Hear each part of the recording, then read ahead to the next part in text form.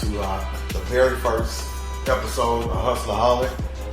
Man, a show that's designed to not sit up and worry about who is somebody of importance, but to have a lot of important, good people, strong people on our show and let them tell you how they got where they are. So that's the main focus of Hustlerholics. You'll know as we move forward the definition of a hustlerholic. We actually have one here today that I'm very proud of, man. He was actually selected and picked by us because of his story. His story is so valuable, man, and I cannot wait for him to have the opportunity to share it with you guys so that you can see that, it's a lot of work and things. You always see people at the end and you see the results, but most people never pay attention to the process. And that's what we're going to do today. We're going to talk about the process. So anyway, anymore, I'd like to introduce Mr. Steve Rogers to our show. How you doing? Yeah. Pleasure to be here. Thanks for the invite. Appreciate it. I didn't know it was the first one, but that's I feel honored. And I mean that. Yeah, I really mean that, man. We're gonna make this work, man. If we help one person at a time, that's the main reason for us doing it. Absolutely. And, we're happy to have you. And before I get too far into, I think you got a birthday coming up, right? Monday. Monday. Happy birthday. Sagittarius. Yes. Yeah. Got 9 December birthdays in my family. Really? Wow. Yeah. Wow. My dad on the 20th. Yeah. Yeah. So as we proceed through this, man, you guys are gonna learn a lot about Steve. For some of you guys that don't know, Steve is very, very successful businessman, highly respected out here in the Houston community. I've been knowing him for a long time, seen him go from promoter to being one of the apex promoters out here in Houston, to owning his own bars and moving forward to owning restaurants and many other things, man. And I'm very, very proud of him. I don't even know if he knew how proud I am of him. I always watch him and tell him because I'm a serial entrepreneur too, man, and I respect and I love other people hustle, man. So we're going to let Steve walk us kind of through his journey, and I'm going to take him all the way back. You can tell me if I'm wrong, but I kind of heard you was a track star, a pretty good athlete. Yeah. We're going to go all the way back. So that was way back. Yeah, tell us about that. What track journey, I guess that started really back in maybe middle school, really started focusing on it, back in North Forest School District, north side of Houston, all black school district, and had a lot of talent out there. And from there I went to Smiley High School. Okay. Played all sports, football, basketball, and track. And probably my senior year started focusing more on track. Right. On track, so dedicated that whole year to get ready for it, and I was able to go to state and win state in 400 meters. All right. And from there I was able to get full track scholarship to TCU. Okay. So yeah. Nah, man, I was about to talk some shit, bro. Let's talk some trash. You won state in a quarter, man. Yeah, it was came out of nowhere. Wasn't really probably ranked maybe number 8 or 9 in the region. Okay. I was able to get through district second place. Went to regional, got second, and wound up getting the state and shocked the world. Shocked yourself. Yeah, me too. Yeah. It was funny coming down that last 100 and was nobody in front of me, was just like, hold on. Right. So that really honestly probably changed my life. Yeah. Hey, man, from that moment, Yeah. And I bet sometimes in business, you know what I'm saying? Yeah. Run through it. So those same principles in track and being an athlete, definitely take those to the business world for sure. Yeah, because my brother, he played pro football. We think we some hellified athletes. We ran track, and when I heard that, I was like, man, that's Steve got on. So try to put us Y'all looking good, man. I every morning I'm trying to get up around 5, doing something, running, moving, and see you guys also looking good, staying fit, and man, it helped my mind. It really do. It's more than anything. After a while, I start getting cloudy upstairs if I don't sweat. Yeah. So, as far as us getting back to your story, Where would you say, before you were doing promotions, what were you doing? I got a degree in communications, came back in 91, and got a job for Paul Mitchell. So my job was to go out and develop the haircare market for Paul Mitchell, the black haircare market. So a lot of salons were using it, a lot of styles were using it, but they didn't know how to use it. They wasn't really retailing product. So the company I was with, they had a really nice programming system on how to sell the product through to the end user. So when I got the job, I went around and found out who was the hottest stylist in the city. And I got them on my team to be educators. Okay. So I went around and went to the hot salons from, where headliners were Tina Knowles and Matthew, Hair Stations, Rhonda Hicks, getting Kim H, hair galleries, a lot of big salons. So we would go in these salons and set up classes to teach how to use the product and how to sell it to the customer. So that was very strong. So I didn't know it then, but all the people had got to come to the salons and barbershops. That's right. Doctors, lawyers, hustlers, athletes, they all got to come through the salons and barbershops. So I started to see, we started doing shows for Paul Mitchell and primarily bringing in all these top hairstylists all over the world. And so we was out, I'm not selling tickets to these hair shows to my customers. And I would always be the highest seller on my team. So one Monday after the show, we turned in all this money for the hair show. I probably turned like 40 grand worth of ticket sales. And it just clicked like, man, if I can go out and get all these national black hairstylists from all over the country come and do a show that folks in our community, right? I can do that. So I started reaching out to these people through magazines and seeing where they were and calling them. And I went to my manager and told him I was going to take a leave of absence. I'm going to go out and try to do my own hair show. And hit the ground running. And I haven't seen them since. That was it. All right. So that was the intro to prevent. Yeah. So from there, I started doing this big hair show every year called Hair Battle. Every January, MLK weekend. Yeah, I was doing that here? Here, yeah. What year was that about? Started in 95. Okay, so I was in there. We were in Atlanta. Now, they used to have a big one in Atlanta. I used to go to that one. Yeah. Brothers. Yeah, so that was, I kind of knew my first show was at the Westin. Okay. No, at the Hyatt. No, at the Westin. Downtown. Westin, no, right here. Okay. Yeah, off Alabama. All right. And it was, I went downstairs, I was checking somebody into the hotel room, and when I was checking them in, the guys from Brown Brothers were checking in also. Right. So when they was there, I knew right. that there was something big. So let's go like to that point right there. See, that's a critical point. Yeah. That's when you walked away from your job. Yeah.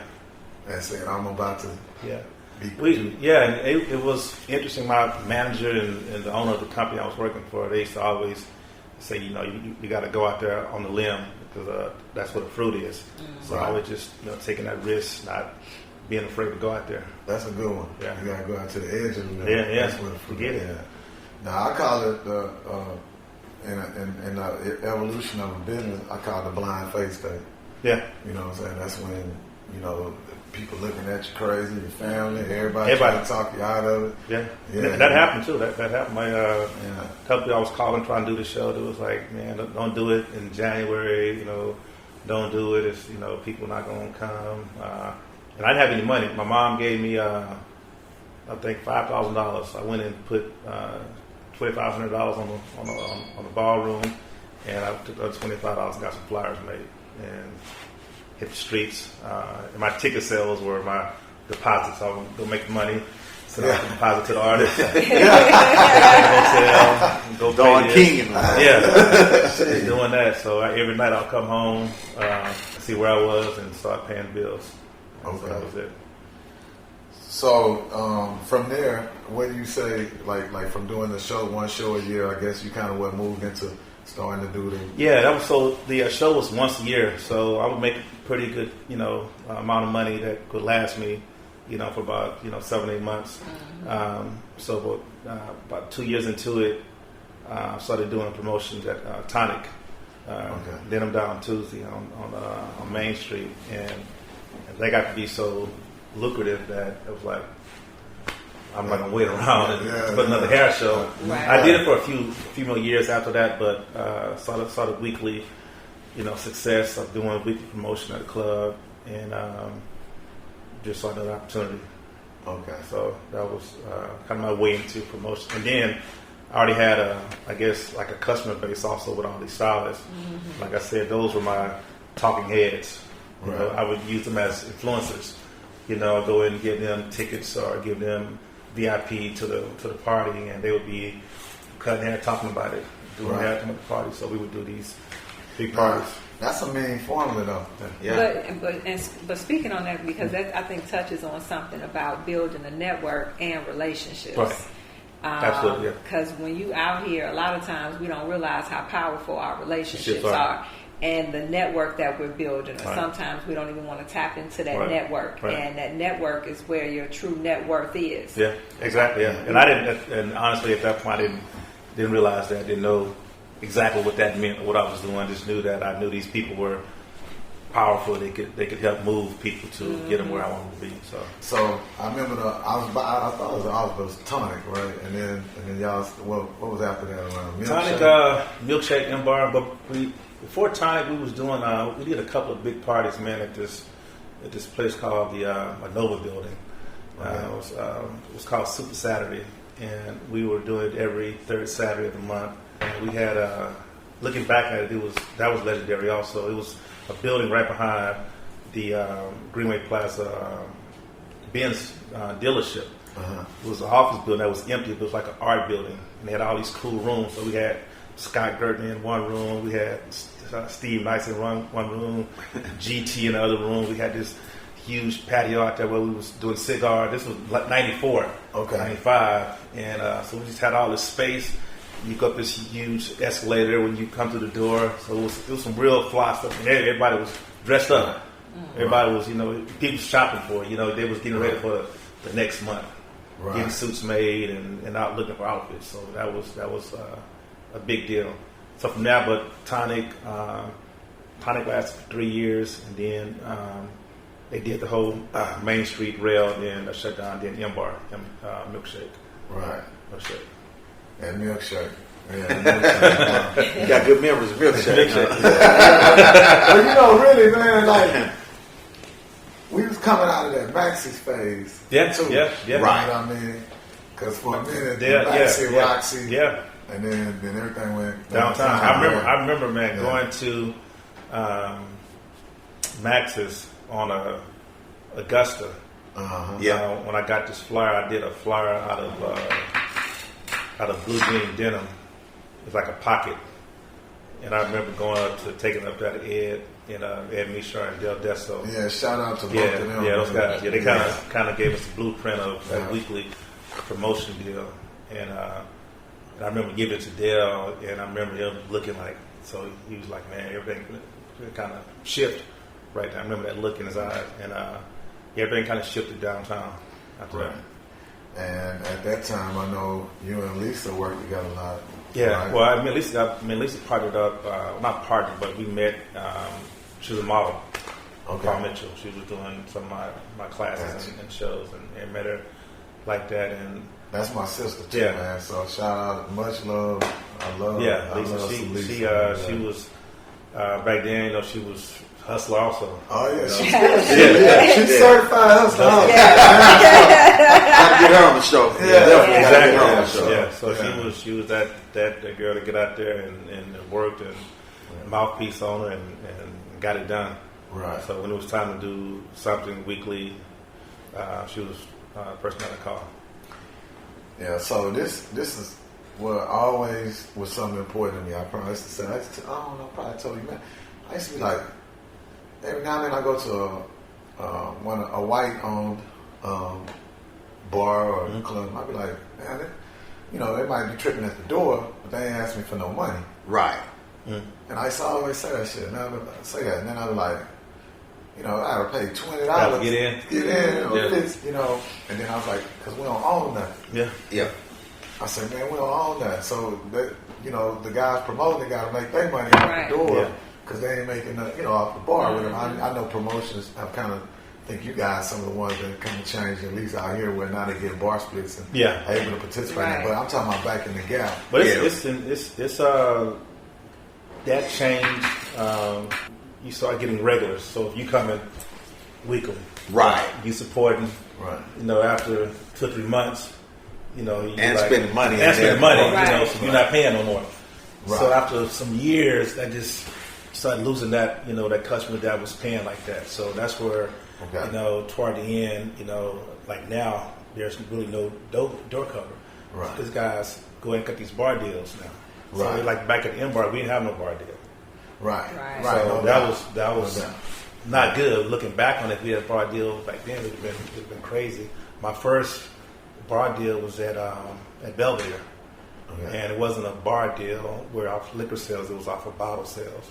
Okay. So he told me he wanted a certain amount off of each bottle.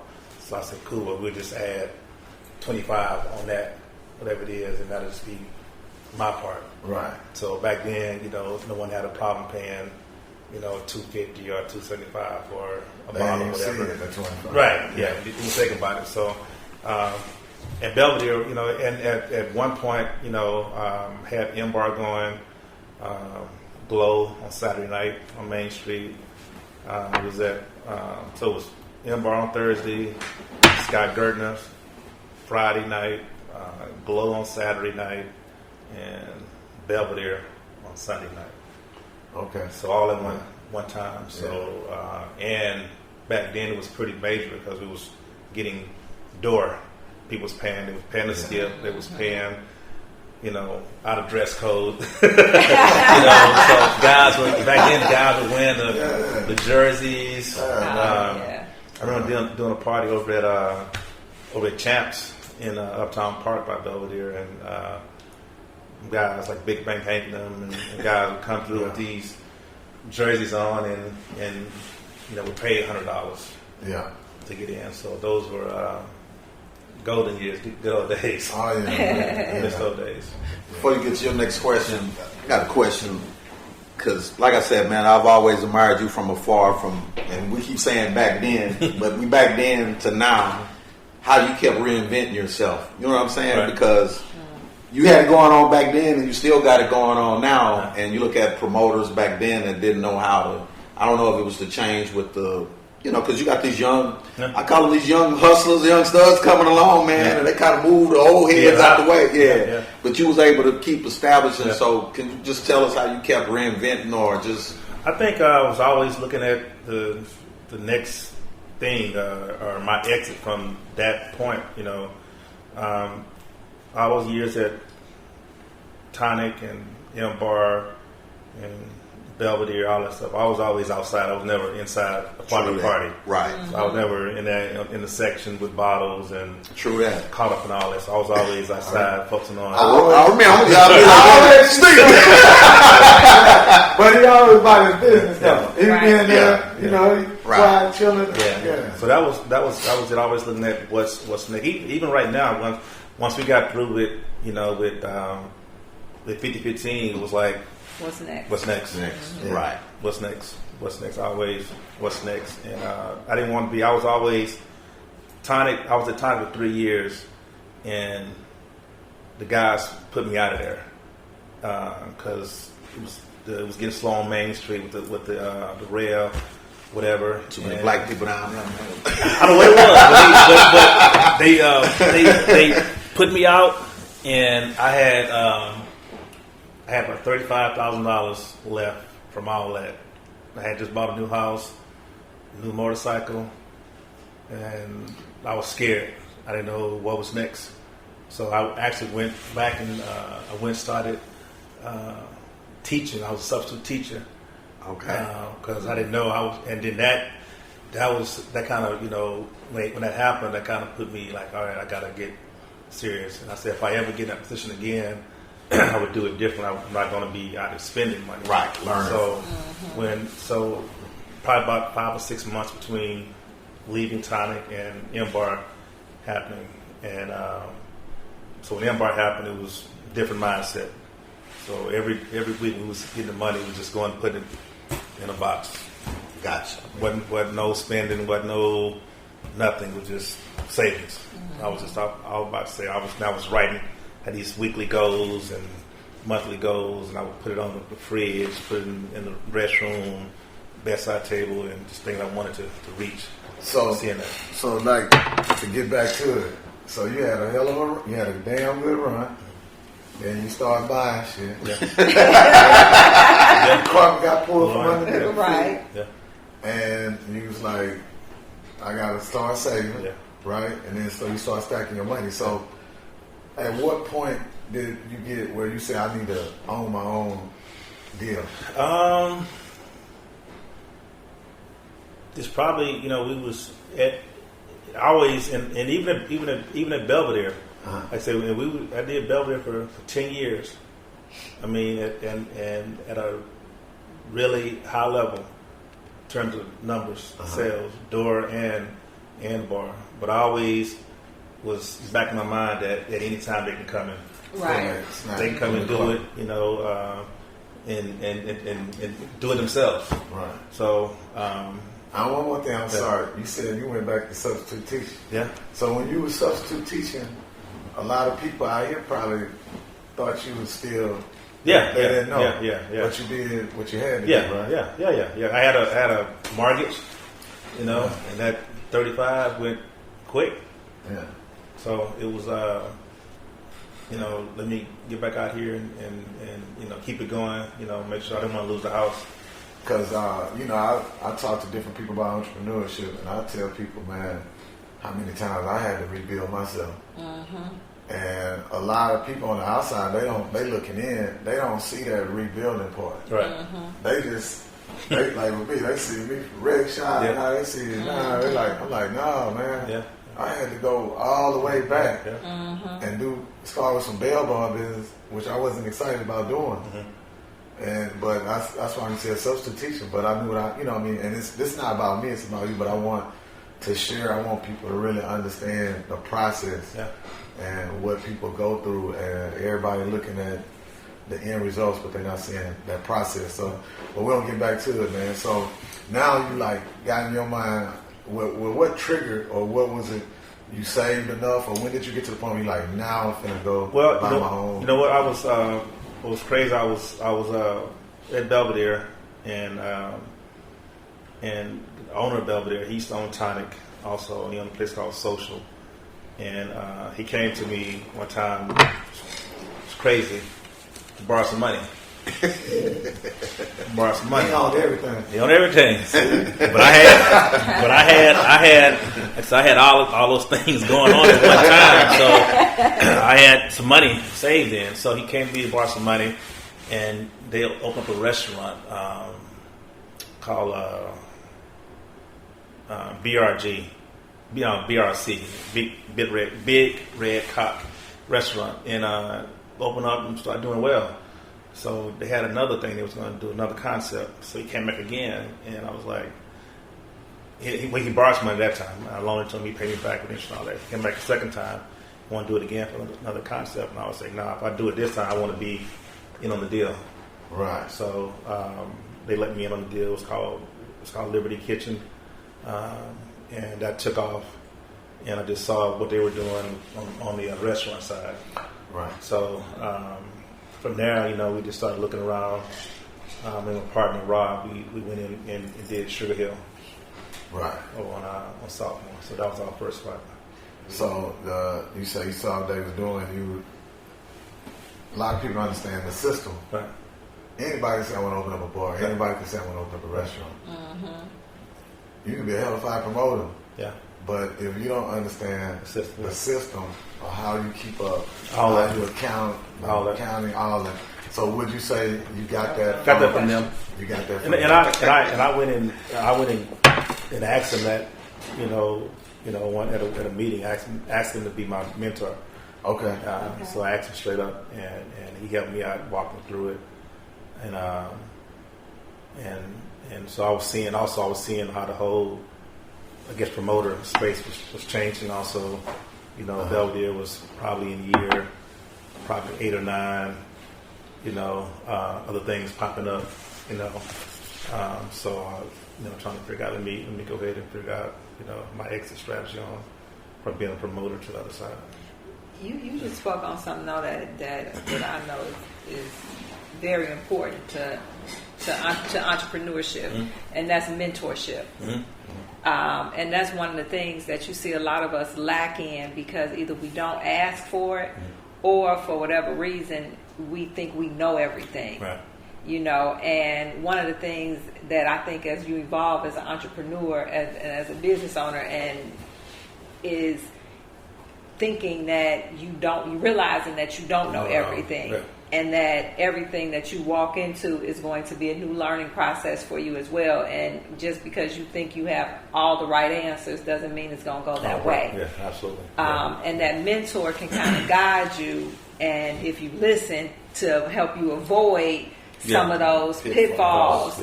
And that's some of the things that we don't have, because we don't have it in the home a lot of times. Right. So we're lacking it from the home, and then we think we know what we know when we go out here in the business world.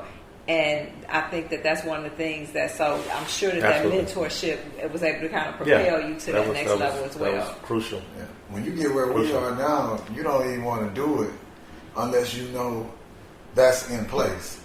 Somebody have to know the system. Right. You know what I mean? Right.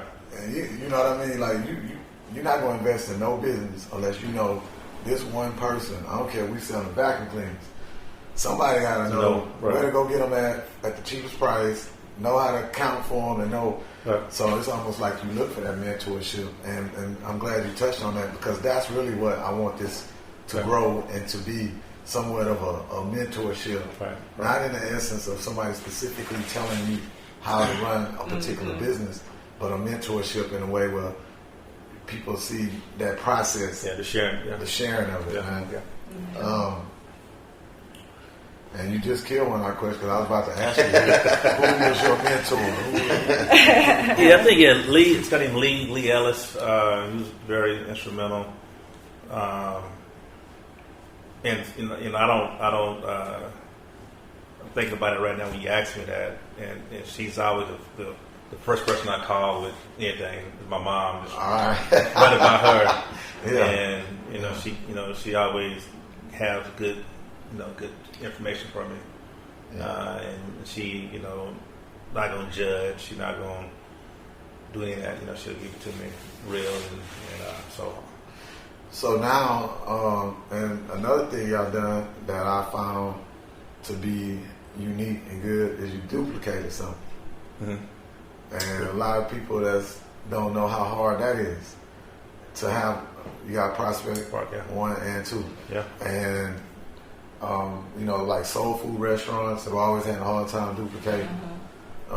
Anything black has always had a hard time duplicating, because most of us don't understand the value of systems, and we run it like a mom and pop shop. It could be a hell of a mom and pop shop, but you can't duplicate mom and pop shop. So I'll commend y'all on that.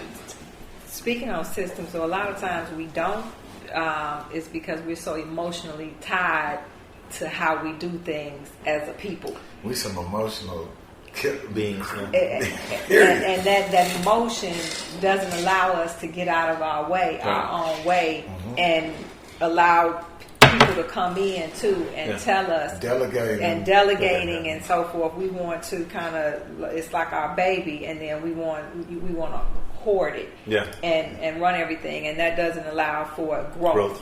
I think somebody made a analogy about you squeezing the soap so tight it just slip through your hands. But with the Prospect, I have some good partners, and we started out with the vision of trying to be the urban Twin Peaks. Vision was corporate, not like they just a mom and pop space. And back when we first started Prospect, wasn't a lot of people doing it in that space like it is right now, with a lot of other spots popping up. So a lot of trial and error, but we always everybody that's in the group, came from a pretty good background and was had a good head for business. So we was meeting 2 or 3 times a week. We knew the importance of having a GM. Knew the importance of having an office manager. CPA, accountant, all that. So it wasn't just in there us taking the money and putting it in our pockets or put it in the bank and doing crazy things with real business. We had a system set up to where everything, there was a lot of checks and balances. So right now, where we can be gone and not even be over there for 2 or 3 days, and it's gonna stay afloat. Hey, man. So that's the beauty of And one thing you just touched on too, I noticed, and within the black community, a lot of times it's hard for us to work together with other people. Yeah. And you have done a great job of that. Like you have some good groups that you work in. Even when y'all were promoting, it seemed like you have a sense or a knack to know how to work with people.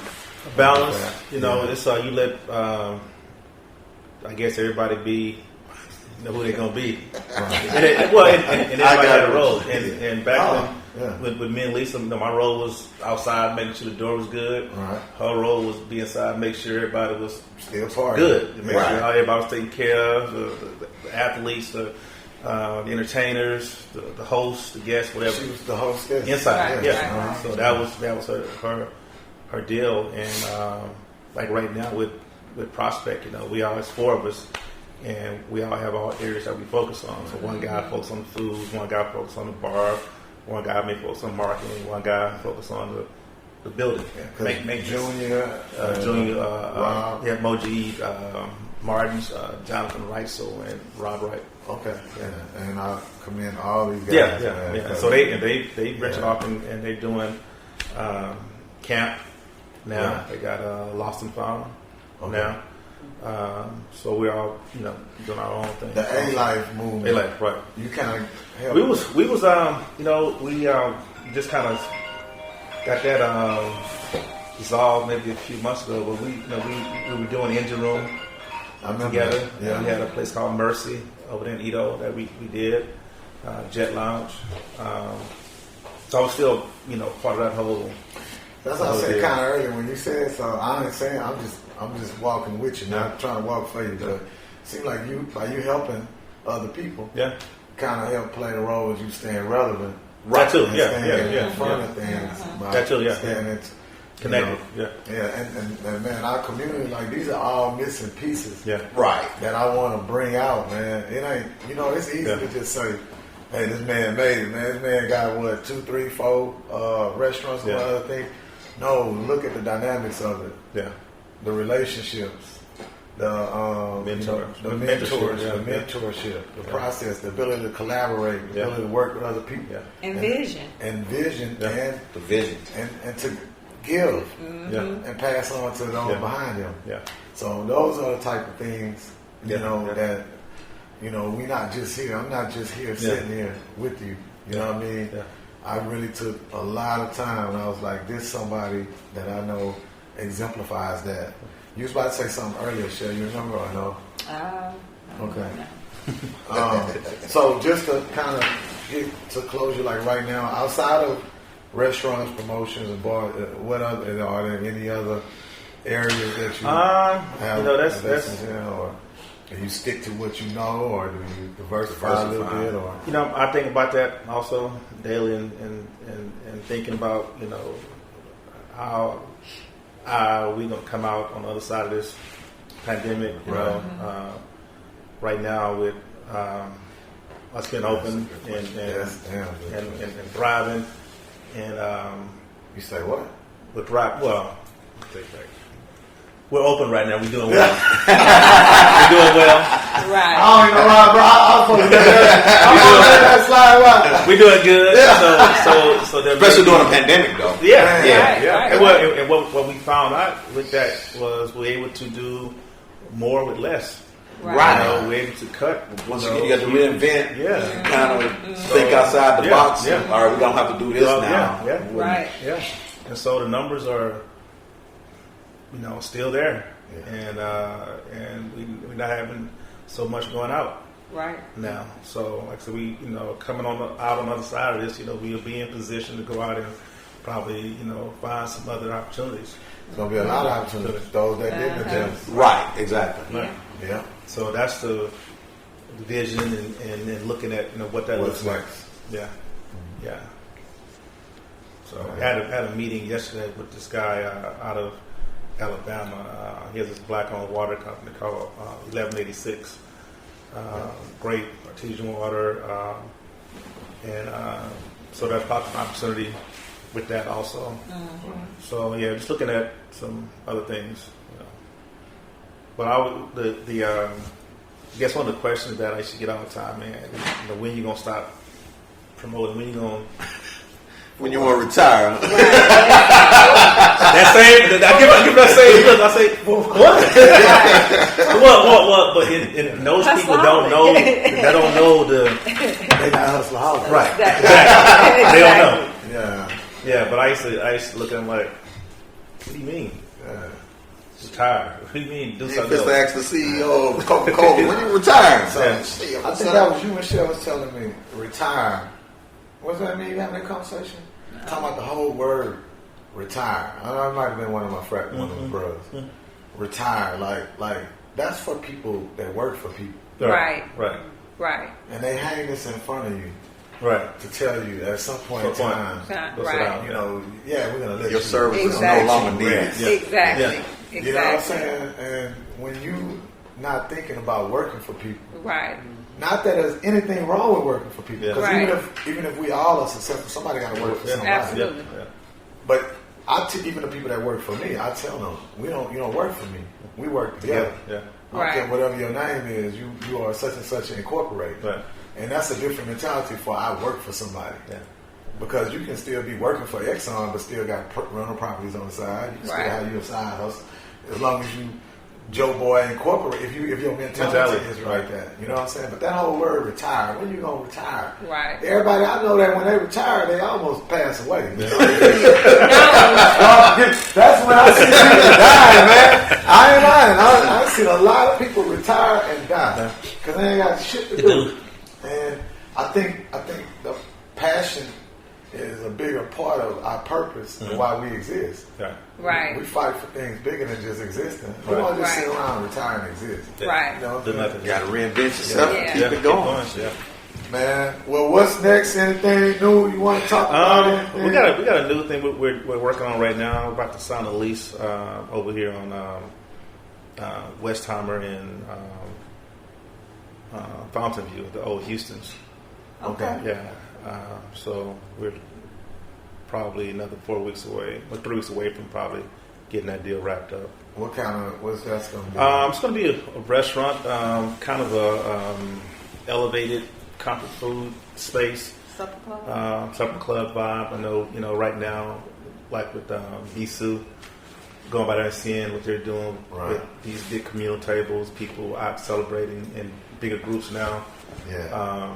And just kind of getting to that space where it's more of a and seeing what with a friend of mine, Don, is doing at Taste right now. Amazing. So I have tonight. Yeah. So it's, I like Taste, boy. Yeah. Well, we might have on the show later, but my Breakfast Club. Yeah. Mark is a good friend of mine. We always touch base probably once a month, just check in with each other and talk shop. Good guy, man. So I'm proud of all y'all, man. Is it anything else? Well, I just got one thing because I know we're going to have a bunch of young viewers, and I know every time I go talk to kids or whatever, they always ask me that one question: what advice could I give to someone? Just so if you can just leave out what advice if someone young is coming to you about just being a hustler or a successful businessman, what advice, just one good word of advice for some young kid? I would say, make sure you have goals. You got a plan or vision, write it down so you can see it, you can visualize it. If you it's in your head, just a dream, but if you can put it down on paper and visualize it and see it every day, I think that's more of a reality than just thinking about it. Yeah. That's great. I like it too. It's crazy. They don't write no more. There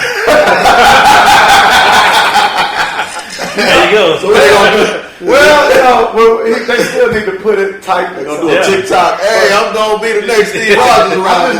Oh man, I'm doing some other shit. I'm wondering what the word right. Where is that? Because we still say, man, write it down. They probably gonna say Texas somewhere. Yeah. Right. I got you. Yeah, that's all I'm saying. You're right. It's just so crazy, man. How and I'm like you, man. I'm trying to keep up. I have my spacesuit on. Well, man, it was like I said, an honor. I'm appreciative for you take the time to come over here, hang out, man. Like I said, I've always admired. It's not too much of us. We don't know how to edify each other enough. You know what I'm saying? We don't know how to salute and respect. What's real, So there's so much to work on in our community. That's a lot of stuff that we want to talk about with Hustlerholics, man. And I'm just happy to have you on here. Thank you for coming, man. I appreciate it, man. Like I said, we've seen each other over the years and passing and never really sitting down, having this conversation. Probably long overdue. Thanks for the invite. I really appreciate it also, man. Well, success follow you to the end, bro. Appreciate it. All right. Thank you for having me.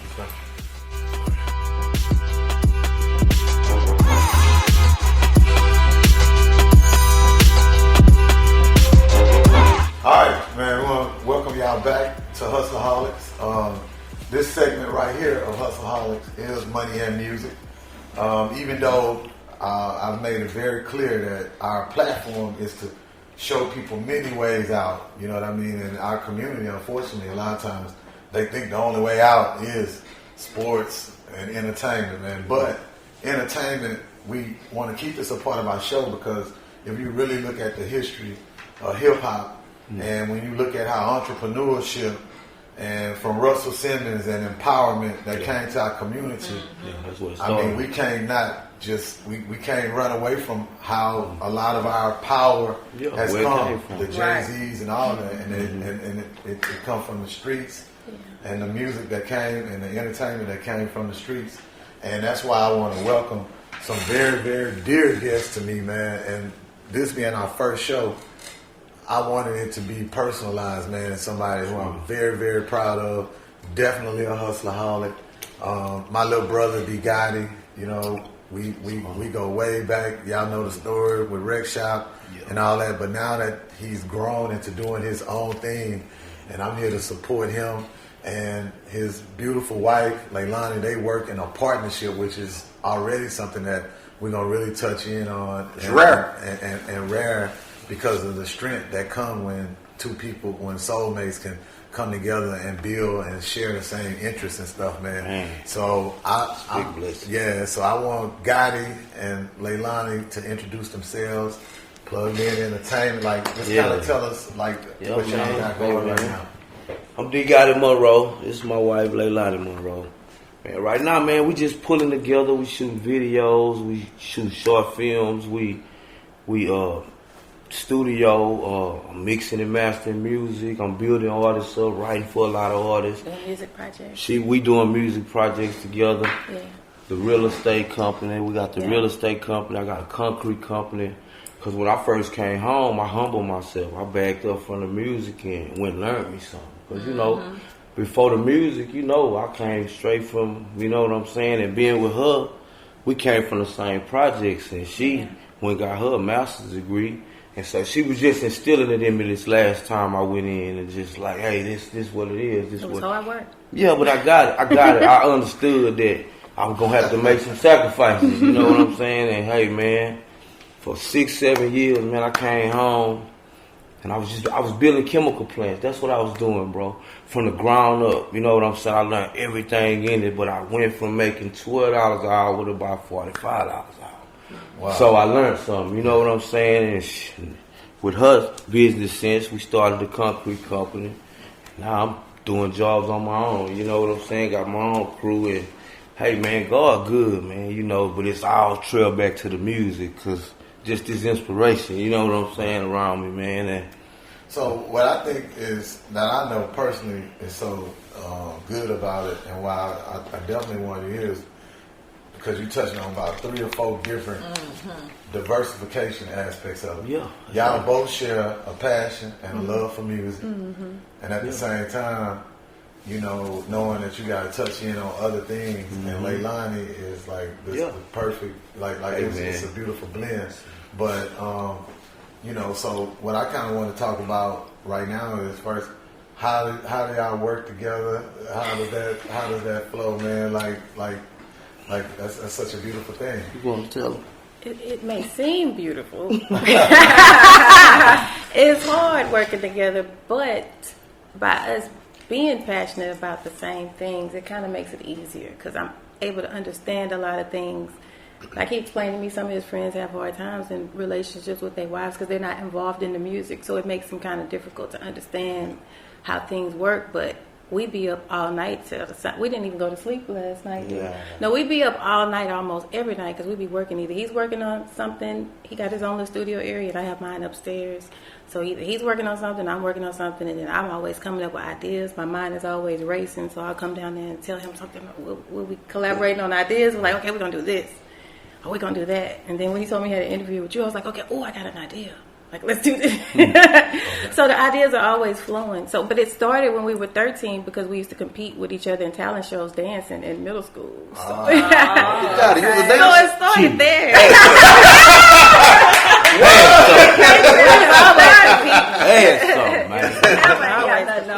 I ain't got nothing no more. Yeah, so it stemmed over to the music, and then we still kind of compete. But now he don't like doing songs with me no more. Y'all compete different now. Competing is more. We're competing together now. Yeah, we're a team. Right.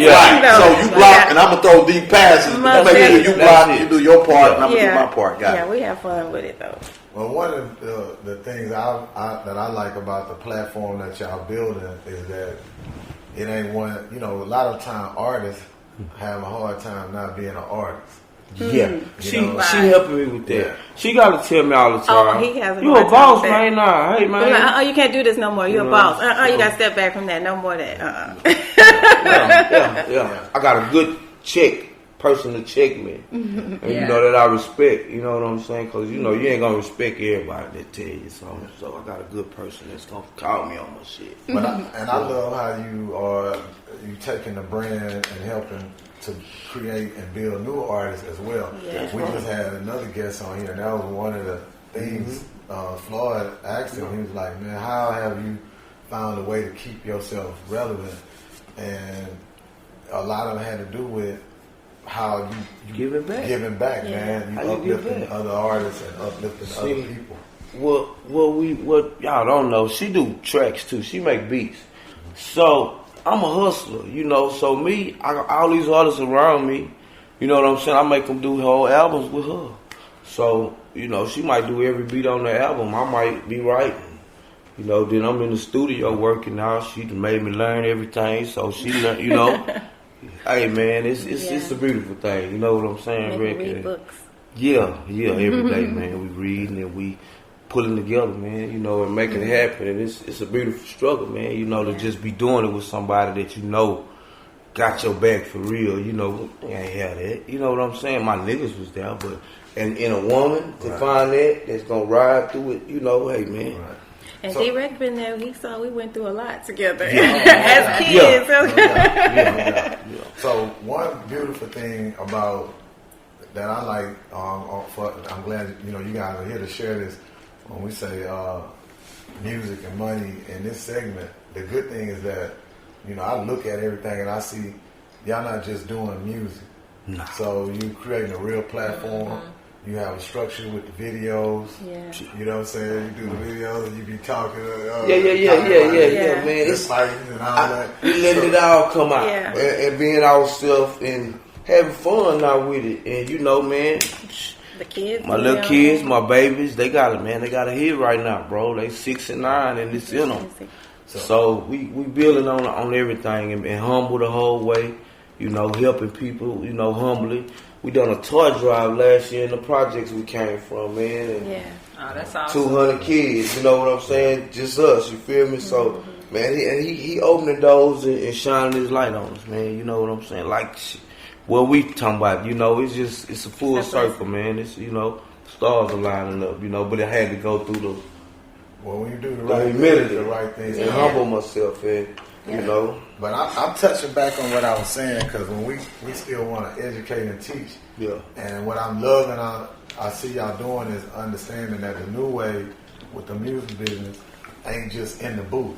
No. And I tell people, man, like now you don't just become a rap artist anymore. Now you become a rap brand. Right. And you have to build a platform that can be multifaceted and utilize the internet, and not just when you're rapping on the mic, but you have to create a brand. And I see you guys doing that. That's and I commend that. And y'all ain't thinking linear. Y'all thinking across the board. You got the TV show. Tell all the different elements of how y'all rolling this out. When I came home, instead of jumping straight into music, I knew she wanted to do a TV show. She been wanting it. So I just one day had an idea, went got the spot and just started it and just, baby, this is what we doing.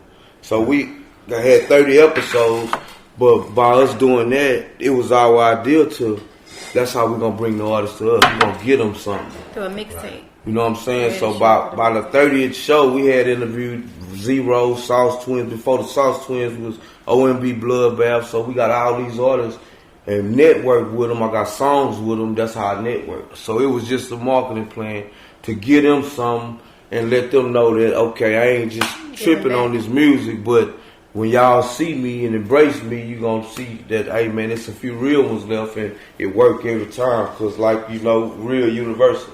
So that's what we did. We marketed through the TV show, and now it's just doors opening, man. Like Powwow that came back in the fold. We working on an album right now. It's just so many doors opening up, man. But the key to right now is the streams. You gotta get playlist influencers in your pocket. If you ain't messing with the playlist, gonna pay you. Spotify, Apple Music. Get you some playlist influencers in your pocket, man.